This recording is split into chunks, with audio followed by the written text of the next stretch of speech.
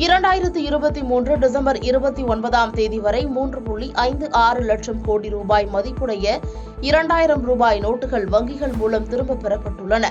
கடந்த 2016ஆம் ஆண்டு ரூபாய் 500, 1000 ரூபாய் நோட்டுகள் பண மதிப்பிழப்பு செய்யப்பட்டன. அவற்றுக்கு பதில் புதிதாக 500 ரூபாய் மற்றும் 2000 ரூபாய் நோட்டுகள் அறிமுகப்படுத்தப்பட்டன. அதன் பின்னர் 2000 ரூபாய் நோட்டுகளை செப்டம்பர் 30ஆம் தேதிக்குள் வங்கிகளில் கொடுத்து மாற்றிக் கொள்ளலாம் என்று கடந்த மே 19ஆம் தேதி ரிசர்வ் வங்கி அறிவித்தது. அதன் பின் ஒரு வார காலம் அவகாசம் நீட்டிக்கப்பட்டது. ஆனாலும் 2000 ரூபாய் நோட்டுகள் இன்னும் செல்லுபடியாகும் என இந்திய ரிசர்வ் வங்கி தெளிவுபடுத்தியுள்ளது. இதுகுறித்து ரிசர்வ் வங்கி தரப்பில் கூறப்பட்டுள்ளதாவது: டிசம்பர் 29ஆம் தேதி 9330 கோடி மட்டுமே புழக்கத்தில் இருந்தது.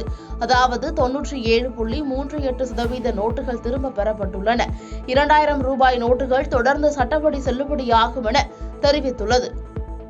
பாதகம் செய்பவரை கண்டால் நாம் பயங்கொள்ளலாகாது பாப்பா.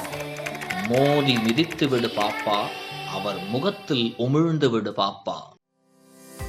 அண்மை செய்திகளை உடனுக்குடன் தெரிந்து கொள்ள இணைந்திருங்கள் இயம்நாடு தொலைக்காட்சியுடன்.